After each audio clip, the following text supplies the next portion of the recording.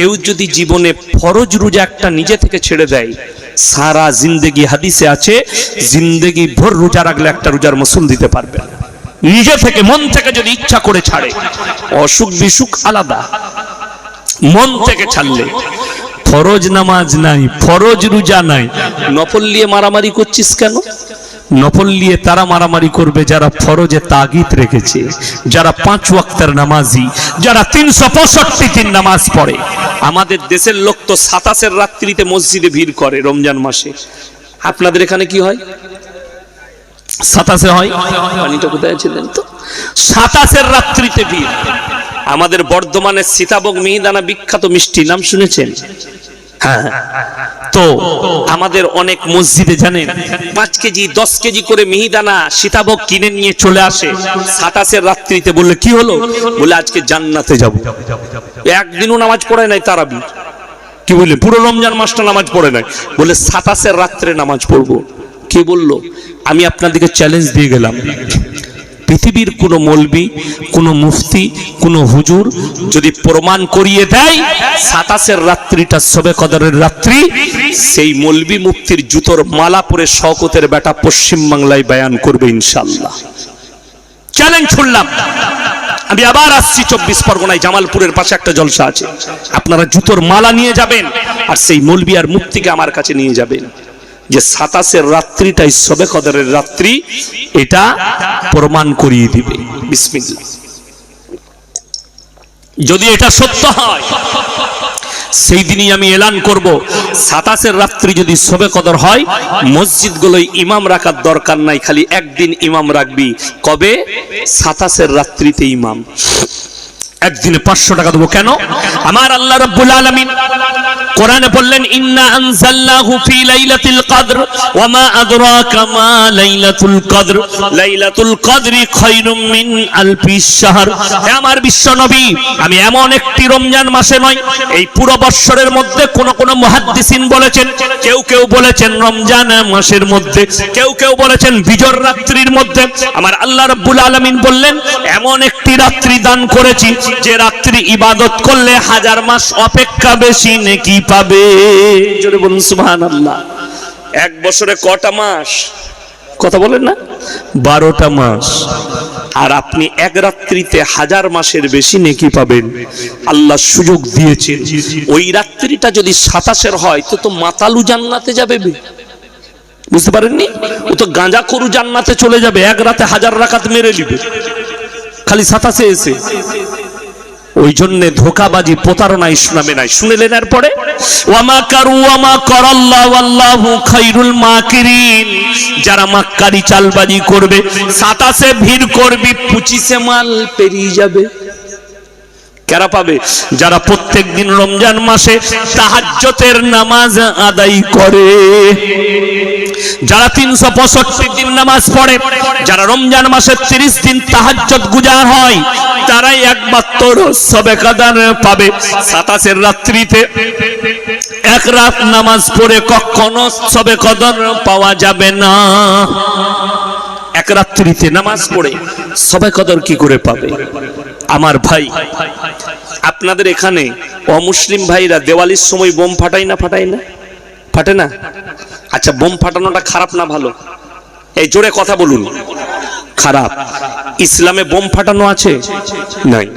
আমি আপনাকে পশ্চিমবঙ্গে, আপনাদের 24 পরগনায় নয়, আমার বর্ধমানে এমনও গ্রাম দেখিয়ে দেবো শবে বরাতে বোম ফাটায়।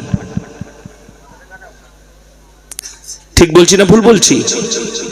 যদি আপনাদের 24 পরগনা না থাকে, আলহামদুলিল্লাহ, আমার বর্তমানে আছে।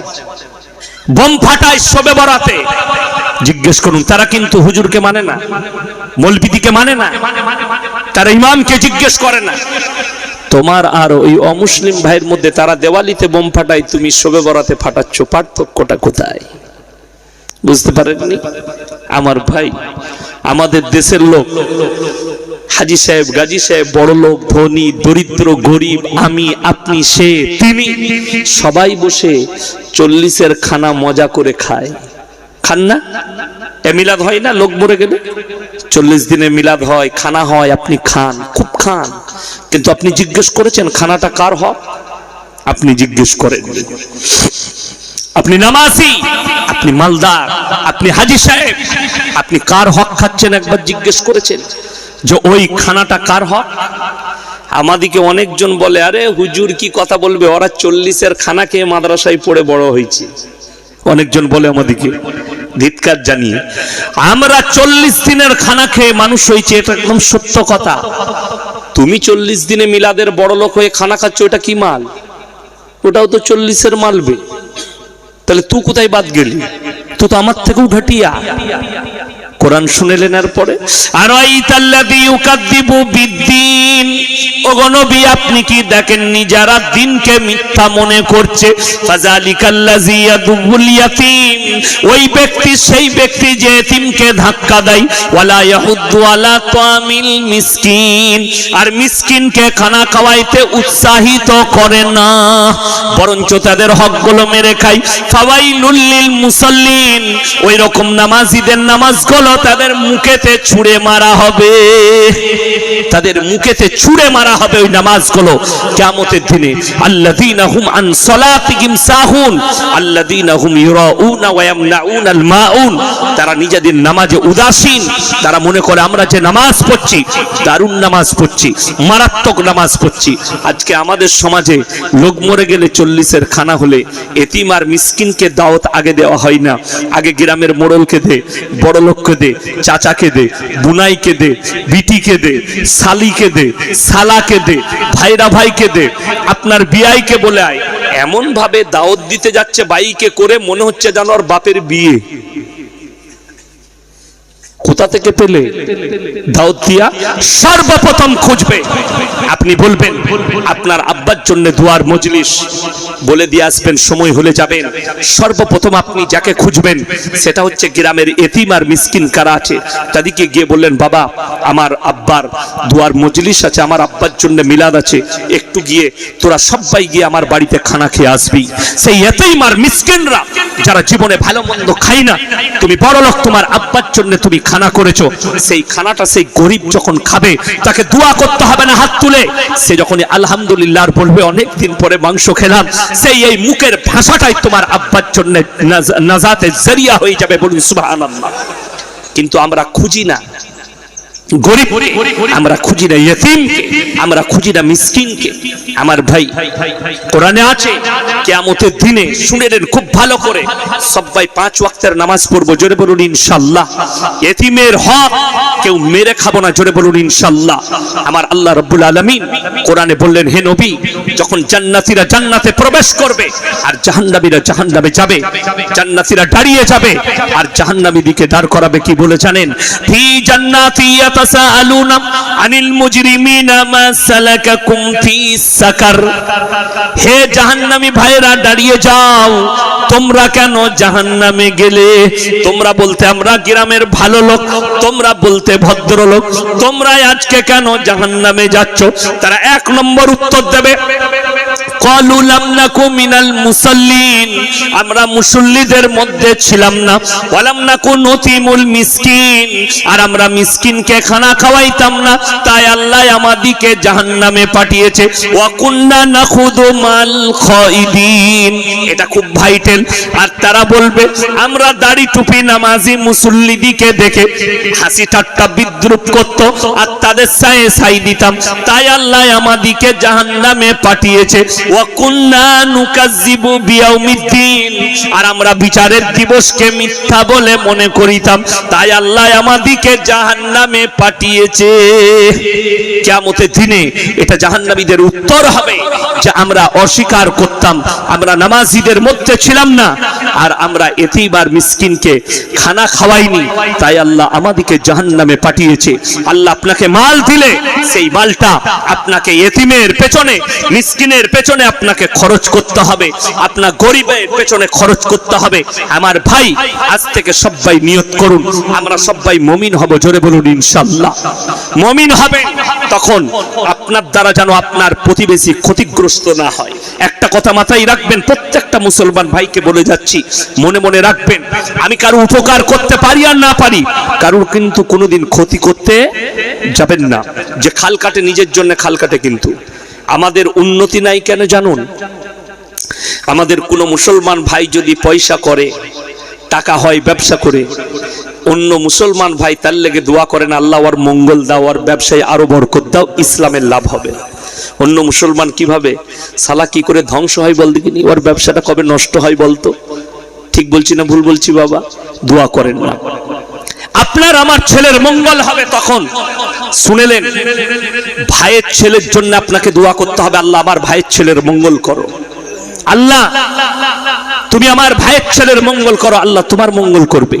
মায়েরা যদি শুনেন, শুনে নেন, মায়েদিকে অনুরোধ করছি তোমরা দোয়া করবে, আল্লাহ আমার জায়েদ ছেলের মঙ্গল করো, আল্লাহ তোমার ছেলের মঙ্গল করবে। আল্লাহ জায়েদ ছেলের বুদ্ধি দাও, আল্লাহ তোমার ছেলের বুদ্ধি দেবে। যদি লোকের জন্য দোয়া করেন, সেই দোয়াটা আল্লাহ ঘুরিয়ে দেয় তোমার উপরে। আর যারা লোকের উপরে হিংসা করে, লোকের বিপদ চায়, আল্লাহ তার উপরে ওইটা বাড়তে দেয়। আমার ভাই, কোরআনে আল্লাহ তাআলা সাবধান বাণী দিলেন। নবীজি সাল্লাল্লাহু আলাইহি সাল্লামের কাছে কিছু এমন মানুষ এসে বসতো যারা মুনাফিক ছিল, যারা কথার উলট পালট করত। নবীজি এক কথা বলতো বেঈমান কাফেরকে, আর এক কথা বলতো, পেছনে এক রকম ছিল, সামনে এক রকম। আমার আল্লাহ কোরআনে বললেন, ওয়াইলুল লিকুল্লি হুমাযাতিল লুমাযা আল্লাযী জামা মালান ওয়া আদ্দাদা ইয়াহসাবু আন্না মালাহু আখলাদা কাল্লা লায়ুনবাযান্না ফিল হুতামা ওয়া মা আদরাকা মাল হুতামা নারুল্লাহিল মুকাদা আল্লাতী তাত্তালিউ আলাল আফইদা ইন্নাহা আলাইহিম মুসাদা ফি আমাদিন মুমাদ্দাদা। হে আমার নবী বলো, ওয়াইলুল লিকুল্লি হুমাযাতিল লুমাযা, তোমাদের মধ্যে কিছু এমন মানুষ আছে সামনে এক রকম, পেছনে এক রকম। বাজারে দেখা হয়েছে, আসসালামু আলাইকুম ভাই, ভালো আছেন? বুকে জড়িয়ে, আল্লাহ তোমার সঙ্গে কতদিন দেখা হয়নি। যেমনি আপনি চলে গেলেন, বলছে শালা এখনো মরেনি, বেঁচে আছে। এ মাল আছে না নাই আমাদের দেশে? গাদা আছে। আপনার সামনে একরকম, পেছনে একরকম। পরের আয়াতে আল্লাহ বললেন, আল্লাযী জামা মালাহু ওয়া আদ্দাদা, তারা মাল জমা করে আর বারবার গুণয়ন করে রাখে। আর ইহসাবু আন্না মালাহু আখলাদা, তারা ধন সম্পদ জোগাড় করার পরে তারা ভাবে এই ধন সম্পদ আমাদের কাছ থেকে আর কোনোদিন যাবে না। কাল্লা লায়ুনবাযান্না ফিল হুতামা, যারা মালগুলোকে জমি আলমারিতে রেখেছেন, ব্যাংকে রেখেছেন, পালঙ্গের তলায় টাকা রেখেছেন, ওই টাকাটা আল্লাহর রাস্তায় খরচ করতে যদি ইচ্ছা না যায়, ওই টাকাটা যদি দিনের রাস্তায় খরচ না হয়, আপনি গুনে গুনে টাকাগুলো ভরে রেখেছেন, ওই টাকার মজা কি ওটা যদি জানতে চান, একটু গিয়ে পার্থবাবুকে জিজ্ঞেস করে আসুন। বুঝতে পারেননি আমার কথাটা, যে কত মজা? আমি কালকে জিজ্ঞেস করেছি, পরশু, যে বাবা বলো তো টাকায় সুখ আছে কিনা? সবাই বলছে জি হুজুর টাকায় সুখ আছে। এমন তাই? যদি টাকায় সুখ হয় তাহলে পার্থবাবুকে জিজ্ঞেস করো কত সুখ। বুঝতে পারেননি আমার ভাই? একটা কথা মাথায় রাখবেন, আল্লাহর কসম করে বলছি, সুখ টাকায় আছে, ওই টাকায় নয়, হারাম টাকায় নয়। আপনি যদি হালাল ইনকাম করেন, সেটা যদি 100 টাকা হয়, সেটা দুনিয়াতেও কামিয়াব, আখিরাতেও কামিয়াব। আর ওই টাকায় যদি আপনি ডাল আলু খান, শাক ভাত খান, আল্লাহর কসম ওটাতেই সুখ আছে। আপনারা জানেন, আপনাদের ইমাম সাহেব, আপনি ইমাম তো, কত বেতন আপনার বলুন? 6000 টাকা বেতন। রাগ করেন না, মসজিদে মাঠবেল আছে তো, আল্লাহু আকবার, রাগ করেন না। 100% মতওয়াল্লি মার খাবে। রাগ করছেন? এসি আছে আবার, ও হো হো হো, রাগ করে না। ইমাম সাহেবের সাথে আমার সেরকম কথা হয় না, আমি শুয়ে পড়লাম, একটু পানিটা খাওয়া হলো, সাথে আমি ঘুমিয়ে গেছিলাম, আমার শরীর খুব টাইট ছিল। এই আমি জিজ্ঞেস করলাম কত বেতন। আমি ওটা বলতে যাইনি, আপনারা আমাদেরকে 6000 দেন, 5000 দেন, কিন্তু জানেন সব থেকে সুখী কারা? আল্লাহ আমাদিকে সব থেকে সুখী করেছে উলামাদিকে। শুধু তাই নয়, বুখারী শরীফের রওয়ায়েতে আছে, যারা আল্লাহর রাস্তায় থাকবে, যারা দ্বীনের পথে থাকবে, আমি তাদেরকে মৃত্যুকাল পর্যন্ত ইজ্জতের রুজি দান করব। জোরে বলুন সুবহানাল্লাহ। ইজ্জতের রুজি দান করবেন, এটা আমার আল্লাহর ওয়াদা। নবীজি সাল্লাল্লাহু আলাইহি সাল্লামের হাদিস। শুধু তাই নয়, যারা নামাজ পড়ি না, যারা নামাজ পড়ি তারাও শুনেন, বুখারী শরীফের রওয়ায়েতে আছে, যারা পাঁচগানা নামাজি হবে, আল্লাহ মৃত্যুকাল পর্যন্ত তাদের রুজিতে কোনোদিন কমি দিবেন না। জোরে সুবহানাল্লাহ। আমার ভাই, একটা মাস্টার বেতন পায় 70,000, 80,000, 90,000। কলকাতায় গিয়ে জিজ্ঞেস করুন, তাদের বউরা রোজ বলছে গলায় দড়ি দেবো, নাহলে বিষ খাবো। আর দিনে 3 বার 8 কুড়োর বেটা বলে গাল দেয়। আর আমাদের বউরা বলছে বাপের ঘর যাব না। কি বুঝলেন? ইউটিউবাররা ছেড়ে দিলে আমার বউ হয়তো দেখতে পাবে। কি বুঝলেন? জানেন, আমি আমার স্ত্রীকে বলছি মেয়েদের পরীক্ষা হয়ে গেছে, যাও। আমি তো জলসায় বাইরে বাইরে মাসে ক্লাস করছি, বেরিয়ে যাচ্ছি, ঘরে আসার সময় পাচ্ছি না, খুব কম, তো তুমি যাও ঘুরে এসো। বলে না না, যাব না। যাবে কি করে? কি বুঝলেন? বুঝতে পারছেন না? মলবির ঘরের খানা সুখের খানা। এই আমরা যে জামার ছিটটা পড়েছি, ভাই পড়ে আছে, আমাদের হাফেজ সাহেব, ইমাম সাহেব যেভাবে পড়ে আছে, লোকরা খালি আমাদের জামায় হাত দেয়, বলে হুজুর ছিটটা কোথায় পেলেন? বে তুই যে দোকানে কিনেছিস আমিও কিনেছি, কিন্তু এই সৌন্দর্যটা আল্লাহ ইখলাসের কারণে দিয়েছে। আপনি চলুন, আমি 5 বছর আগে বর্ধমান থেকে যাচ্ছিলাম একবার মালদা। কালকে আমি মালদা ডিস্ট্রিক্টে ছিলাম, ট্রেনে গিয়েছিলাম। পরশু কালকে 2 দিনই ছিলাম, আজকে ভোরে ফিরেছি। তো আমি ট্রেনে যাচ্ছিলাম, কাঞ্চনজঙ্ঘা শিয়ালদা থেকে ছাড়ে, বর্ধমানে চাপলাম। তো আমি মাদ্রাসায় ক্লাসে ছিলাম, বিবিকে বললাম যে আমি রাস্তাতে ওখানে পৌঁছাতে 1:30 বেজে যাবে, তুমি একটু খাবার রেডি করে দিয়ে দিবে। তো আমি 9টার সময়, গাড়ি আছে 8:30টায়, 7:30টার সময় আমার স্ত্রী দিয়ে পাঠালো সব খাবার রেডি করে টিফিনে। আমি ব্যাগ নিয়ে বেরিয়ে গেলাম, ট্রেনের সিটে বসেছি। আমার পাশে একজন মাস্টার মহাশয় আমাকে বললো, হুজুর আপনার প্রচুর জলসা শুনি, আমি ফ্যান। দিয়ে অনেক গল্প হলো, বেরিয়ে গেল। তিনিও বর্ধমানের মানুষ, নিজের একটু দূর সম্পর্কে আত্মীয় বেরিয়ে গেল। আমি বললাম ঠিক আছে, আপনি আমার সাথে একটু নাস্তা করুন। বলে না হুজুর আমি এনেছি। বলে না আপনি করুন। বলে আমি এনেছি হুজুর। আমি তোমারটাও বার করো। সে আর বার করবে না, আমি আর ছাড়বো না। কি বুঝলেন? সে মোটেই বার করবে না, আর আমি একদম ছাড়বো না, ছাড়ার বান্দা আমি লয়। কি বুঝলেন? কেন বার করছে না শুনেলেন? আমার টিফিনটা খুলেছি, টিফিনের ভেতরে আমার বিবি দিয়েছে কি জানেন? কিমা, পরোটা, কাবাব, শামি কাবাব, ডিমের আমলেট। কি বুঝলেন? আর কালাকান্দ মিষ্টি। সে আর টিফিন খুলছে না মোটেই। আমরা তোমারটা বার করতেই হবে। সে ঝামেলা দেখলে হুজুর ছাড়বে না, কোন রকম বার করলে তার টিফিনের ভেতরে 2 চিড়ি শসার মুড়ি। আমরা তোমার 70, আমার 8,000 বেতন মাদ্রাসায়। বলে হুজুর এরকম কেন? আমি বললাম আল্লাহর নবী সাল্লাল্লাহু আলাইহি সাল্লামের হাদিস, যারা আল্লাহর রাস্তায় আর দ্বীনের পথে থাকবে, আল্লাহ তাদেরকে মৃত্যুকাল পর্যন্ত ইজ্জতের রুজি দান করবে। জোরে বলুন সুবহানাল্লাহ। আমাদেরকে আপনারা বেতন দেন না, ঠিক আছে, কিন্তু আমি বলে যাচ্ছি আমাদের দেশের লোক 1,500-এ ইমাম পেলে 2,000-এ যাবে না। কি বুঝেন আপনারা? এখনই যদি আমি বলি যে কাল থেকে তোমাদের মসজিদে আমি ইমামতি করবো 1,500 টাকায়, এক্ষুনি ইমাম সাহেব বলে তুমি ঘর চলে যাও। ঠিক বলছি না ভুল বলছি বলুন? একদম ইমানদারির কথা বলছি। কাল কি ছুটি দিয়ে দিবে, দিয়ে আমাকে 1,500-এ রেখে নিবে। আর আমি বলে যাচ্ছি 1,500-এ মৌলবীর পেছনে নামাজ হবে না। 15 দিনে 1500 টাকা আমার শেষ। 16 দিনের মাথায় আসরের নামাজের না হলে জোহরের নামাজের নিয়ত করে আল্লাহু আকবার খালি মনে মনে ভাববো, 1500 টাকা শেষ হয়ে গেছে, সালাজ রাতের বেলায় মাইকু বেচে দেবো, ব্যাটারিও বেচে দিয়ে পালিয়ে যাব।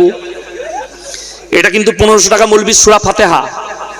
তা নাহলে তো ভাবতে হবে কি করে সংসার চালাবে। আপনারা বুঝতে পারেননি? আমি খুব দামি কথা বলছি, হাসির কথা লয়। এই হাসির পেছনে বহুত বড় লজিক আছে। একটা স্কুলের মাস্টার আপনার ছেলেকে দ্বীনি শিক্ষা দিবেন, কোরআন আপনার ছেলেকে স্কুলে পড়ান, অঙ্ক মাস্টার লাই 500, ইংরেজি মাস্টার লাই 300, ভূগোলের মাস্টার লাই 200, বাংলা মাস্টার লাই 300, মাসে 2000 টাকা খরচ। পৃথিবীর সবথেকে দামি কোরআনে কিতাবের উপদেষ্টায় নসিহত করে একজন আলেম, তার বেতন নেই। আজকে জানেন, আমি চ্যালেঞ্জ ছড়ে যাচ্ছি কলকাতা আপনাদের কাছে, যারা চাকরিজীবী আছেন, শিক্ষিত আছেন, জ্ঞানীরা আছেন, তাদেরকে বলে যায় ডাক্তার মাস্টার যারা 70,000 80,000 বেতন পায়, আমি চ্যালেঞ্জ ছুড়ে গেলাম, এই কলকাতার যতগুলো পশ্চিম বাংলার বড় বড় মুসলমানদের ডাক্তার, ব্যারিস্টার আর উকিল আছে, এই মাদ্রাসাগুলোই তারা ছেলেকে দিবে। তখন যদি কালকেই বলেন ইমামের বেতন 70,000, মাদ্রাসার ইয়াসিনের বেতন 80,000, কালকেই বলবে আমার একটা ছেলেকে আলেম করো, রান্না ভাত পাবে, 80,000 বেতন পাবে। কিন্তু এরা জানে মৌলবি করলে 5,000 10,000-এর বেশি বেতন পাবে না। একজন জুম্মার দিনে, কালকে কি বার আছে? জুম্মার দিন। জুম্মার দিনে গোসল করে আতর লাগিয়ে মতওয়াল্লি সাহেব চলে এসছে ইমামের কাছে, হুজুর কেমন আছেন? নাস্তা পানি হয়েছে? সব হয়েছে বাবা, সব করেছি। আমার ছেলের জন্য দোয়া করবেন, ছেলে গেছে কলকাতায় ইন্টারভিউ দিতে, যেন তার চাকরি লেগে যায়। জি হুজুর ঠিক আছে, চলে যান। মসজিদে ইমাম দোয়া করছেন, আল্লাহ তুমি ইমামের ছেলে ইন্টারভিউ দিতে গেছে, মতওয়াল্লির ছেলে, তার তুমি চাকরিতে জয়েন করে দিও, আর তার বেতন যেন আমার সমান হয়। মতওয়াল্লি বললে কি দোয়া করলে বে? সেই ইমামকে আর রাখবে? কথা বলুন, লেখুনি তারা। ও হো হো হো, ইমামের সমান তোমার ছেলের বেতন হলে তোমার ছেলের পোষাবে না, তোমার ছেলের বেতন হতে হবে 80,000 আর ইমামের 5,000 6,000। একটা রাজমিস্ত্রি 8টাই লাগে 3টেই ছেড়ে দেয়, তার বেতন 400 টাকা, 3 ছেড়ে 12,000। আর 24 ঘন্টা একটা ইমাম তোমার মসজিদে সময় দেয় নিজের বিবি বাল বাচ্চাকে ছেড়ে। আপনি ভাবতে পারেন আপনি এসা নামাজ পড়ে বাড়িতে গিয়ে আপনি আপনার সন্তানকে সাথে করে নিয়ে খানা খান, আর ইমাম সাহেব একা মসজিদে বসে খানা খায়। ইমামের ছেলের কথা মনে পড়ে না? আমার বাড়িতে আমার লাল আছে, আমার বাড়িতে আমার সোনা আছে, তার মেয়ের কথা মনে পড়ে না যে পাশে বসে থাকলে জানটা ভরে যাবে? সেই বিবি বাল বাচ্চাকে ছেড়ে একা খানা খায়। যেদিনে ভালোটা খায় ফোন করে জিজ্ঞেস করে, হ্যাঁ গো আমার মেয়ে কি দিয়ে ভাত খেলো? বলে কিছুই তরকারি নাই, সেরকম কিছু, একটু ডাল ছিল ভালো করে খাইনি, খেতে চাইছে না। সেদিনে আর ইমামের মুখেতে ভাতটা পেরুবে? কি মনে হয় ইমাম যদি মুরগি দিয়ে খায়, মনে মনে ভাবতো আমার সন্তান যদি আমার কাছে থাকতো, এই মুরগির টুকরো আমার মুখে যেত না, আমার সন্তানের মুখে যেত। ভেবে দেখুন 24 ঘন্টা তাকে যারা মাসে 15,000 বেতন দিতে পারবে না। আমি বলে যাচ্ছি এই যুগে যতগুলো মসজিদে 3,000 আর 2,000 2,500 5,000 6,000 বেতনে ইমাম রেখেছে, ইমামদের নামাজ হবে কিন্তু মুক্তাদিদের নামাজ হওয়া দুষ্কর হয়ে যাবে। আল্লাহর কাছে হিসেব দিতে দিতে মরে যাবে। মসজিদে এসি লাগাতে ভুলোনি, মসজিদে মাটবেল করতে ভুলোনি। কে বলল মাটবেল করতে? কোন হাদিসে লেখা আছে? কে বলল এসি লাগাতে? কোন হাদিসে লেখা আছে যে এসি লাগাতে হবে? কোথায় পেলেন? এসি লাগানোটা বুঝেছেন যেন আরাম করে নামাজ পড়তে পারি। আর আপনার এটা মনে হয়নি যে আপনি ভালো তরকারি দিয়ে ভাত খান, আর আপনার ইমামের সংসার কি করে চলবে? তার ছেলে মেয়ে ডাক্তার পানি আছে, তার সব কিছু আছে। ওই জন্য তো আমাদের মতো মৌলবীরাও আমাদের ছেলেকে কোথায় দিচ্ছি? স্কুলে কলেজে আমার ছেলেটাও ডাক্তার হোক, আমি আর ইমামতি করব না। আমার ছেলেকে যেন আমার মতো ইমামতি করে লাঞ্ছনা না পেতে হয়। শুধু তাই নয়, একটা ইমামের জীবনের কষ্ট বলে দিই। একটা মসজিদে ইমামতি করলে একটা মানুষের মতওয়াল্লির কথা শুনতে হয় না। গ্রামে 100টা মুসল্লি থাকলে 100 রকমের কথা শুনতে হয়, ঠিক কিনা? 100 রকমের কথা। আর সবগুলোই তো বড় বড় মুফতি এখন আমাদের দেশে, ছোটখাটো মুফতি কেউ নাই, সব বড় বড়। এমন এমন ফতোয়া দেয় ইমাম সাহেব খেতে ইষ্ট লাগে। আমাদের দেশের ছেলেরা এমনি নামাজ পড়ে না, বিয়ে করতে এসছে, গ্রামে গাড়ি ঢুকেছে, বলছে মসজিদটা কোথা গো? কি করবি বে? বললে নামাজ পড়বো। লোকরা বললে কি পরেশগার জামাইবে? 2 রাকাত নামাজ পড়লো মসজিদে ঢুকে, বিয়ের প্যান্ডেলে চলে গেল, পাড়ায় আউট হয়ে গেল। দারুণ পরেশগার নামাজ, 2 রাকাত নফল নামাজ পড়লো, এত দিনদার। তারপরে যখন জোহরের নামাজ হচ্ছে, ইহারামখোর গাছতলায় সিগারেট টানছে, বলে হবে আর নামাজ পড়বি না? না, 2 রাকাত পড়লাম তো, আবার কি আর হয়ে গেছে, যা। আপনি বলুন ওই নফলটা নিয়ে কি করবেন? ঠিক না? বাস্তব কথা বলে যাচ্ছি। আমাদের দেশে আপনি দেখতে পাবেন শবে বারাত কার জন্যে? যারা 365 দিন 5 ওয়াক্তের নামাজ পড়ে তার জন্য শবে বারাত, তার জন্য শবে কদর। 24 পরগনা, হাওড়া, হুগলি, মেদিনীপুর, বর্ধমান, নদিয়া, শবে বরাতের রাত্রিতে নতুন কিছু মাল আবিষ্কার হয়। সাদা পাঞ্জাবি, সাদা জামা, সাদা টুপি, আতর লাগিয়ে 1 ফিলাস চা করে নিয়ে মসজিদে চলে এসছে। হুজুর মনে মনে ভাবছে আল্লাহ কারগিলের যুদ্ধর মালগুলো এলো কোথা থেকে? জীবনে তো মসজিদ আসে না। বলে হুজুর আজকে ফাটিয়ে দেবো, সারা রাত নামাজ পড়বো। তারপরের দিন ফজর পড়েছে, জোহর থেকে আউট অফ সার্ভিস, মালগুলো নাই। আপনারা বলুন এরা আমার আল্লাহর কাছে জায়গা পাবে? না। তোরা হচ্ছে শবে বরাতের নামাজি। শবে বরাতের নামাজটা ফরজ না নফল? কথা বলে না? নফল। পড়লে দারুণ নেকি আছে। কেউ যদি না পড়ে পাপ আছে। একজন বলুন গুনাহ আছে? কথা বলুন গুনাহ আছে? নাই। পড়লে নেকি। রোজা